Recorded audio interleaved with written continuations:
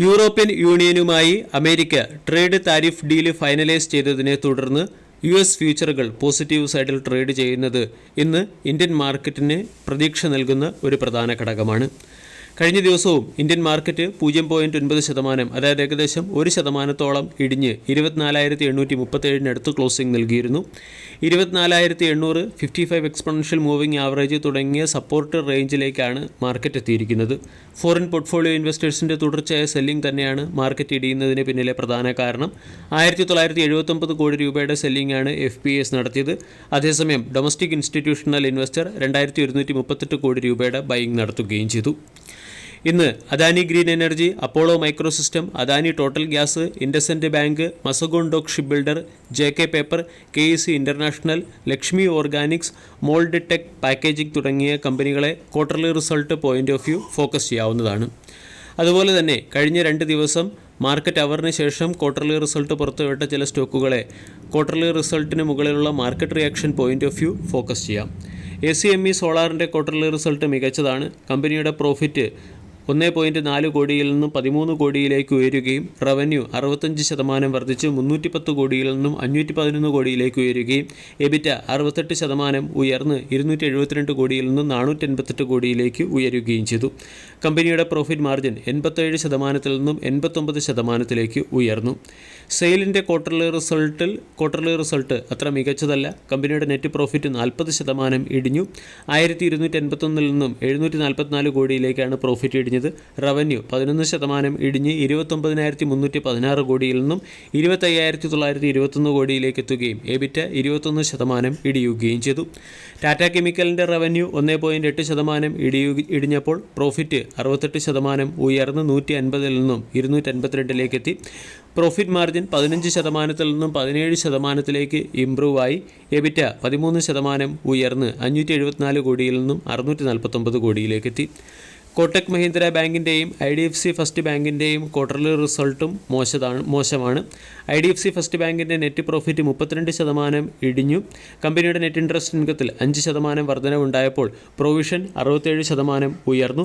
ഉയർന്ന പ്രൊവിഷനാണ് കമ്പനിയുടെ പ്രോഫിറ്റ് ഇടിഞ്ഞതിന് പിന്നിലെ പ്രധാന കാരണം. കൂടാതെ ഗ്രോസ് NPA 1.87 നിന്നും 1.97 ഉയരുകയും നെറ്റ് NPA 0.53 നിന്നും 0.55% ഉയരുകയും ചെയ്തു. കോട്ടക് മഹീന്ദ്ര ബാങ്കിൻ്റെ നെറ്റ് NPA 0.31 നിന്നും 0.34 ഉയർന്നപ്പോൾ ഗ്രോസ് NPA 1.42 നിന്നും 1.48% ഉയർന്നു. കോട്ടക് മഹീന്ദ്ര ബാങ്കിൻ്റെ പ്രോഫിറ്റ് 7.6% ഇടിഞ്ഞ് 3,552 നിന്നും 3,282 എത്തി. ബാങ്കിൻ്റെ ഡെപ്പോസിറ്റിൽ 13% വർധനവുണ്ടാവുകയും ചെയ്തു. CDSLൻ്റെ ക്വാർട്ടർലി റിസൾട്ടും അത്ര മികച്ചതല്ല. CDSLൻ്റെ പ്രോഫിറ്റ് ഏറെക്കുറെ ഫ്ലാറ്റായി തുടരുന്നു. കമ്പനിയുടെ EBITDA 15% ഇടിഞ്ഞു. കമ്പനിയുടെ നെറ്റ് പ്രോഫിറ്റ് 23% ഇടിഞ്ഞു. CDSLൻ്റെ റവന്യൂ 0.6%, അതായത് ഏറെക്കുറെ ഫ്ലാറ്റായാണ് തുടരുന്നത്. റവന്യൂ 287 കോടിയിൽ നിന്നും 288 കോടിയിലേക്ക് മാർജിനലി ഉയർന്നപ്പോൾ പ്രോഫിറ്റ് 134 കോടിയിൽ നിന്നും 102 കോടിയിലേക്ക് ഇടിയുകയാണ് ചെയ്തത്. അഫിളിൻ്റെ ക്വാർട്ടർലി റിസൾട്ടിൽ കമ്പനിയുടെ നെറ്റ് പ്രോഫിറ്റ് 2.4% വർദ്ധിച്ച് 103 കോടിയിൽ നിന്നും 106 കോടിയിലേക്ക് ഉയർന്നപ്പോൾ റവന്യൂ 3% വർദ്ധിച്ച് 602 കോടിയിൽ നിന്നും 621 കോടിയിലേക്ക് എത്തി. എബിറ്റയിൽ 6% വർധനവുണ്ട്. പ്രോഫിറ്റ് 17.8% നിന്നും 18.3% എത്തി. റെയിൻബോ ചിൽഡ്രൻസ് മെഡിക്കെയർ എന്ന കമ്പനിയുടെ ക്വാർട്ടർലി റിസൾട്ടിൽ കമ്പനിയുടെ നെറ്റ് പ്രോഫിറ്റ് 35% വർദ്ധിച്ച് 39 കോടിയിൽ നിന്നും 53 കോടിയിലേക്ക് എത്തി. റവന്യൂ 6% വർദ്ധിച്ച് 330 കോടിയിൽ നിന്നും 353 കോടിയിലേക്ക് എത്തുകയും EBITDA 10.5% വർദ്ധിക്കുകയും പ്രോഫിറ്റ് 35% വർദ്ധിച്ച് 39 കോടിയിൽ നിന്നും 53 കോടിയിലേക്ക് എത്തുകയും ചെയ്തു. മാർജിൻ 28% നിന്നും 29% ഇംപ്രൂവ് ആയി.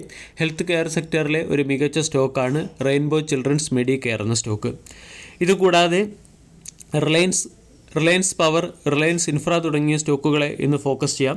ഡിഫൻസ്, എയറോസ്പേസ്, റിന്യൂവബിൾ എനർജി തുടങ്ങിയ സെക്ടറിലെ സെക്ടറിലെ ഗ്രോത്തിന് വേണ്ടി 18,000 കോടി രൂപയുടെ ഒരു ഗ്രോത്ത് പ്ലാൻ കമ്പനി സബ്മിറ്റ് ചെയ്തിട്ടുണ്ട്.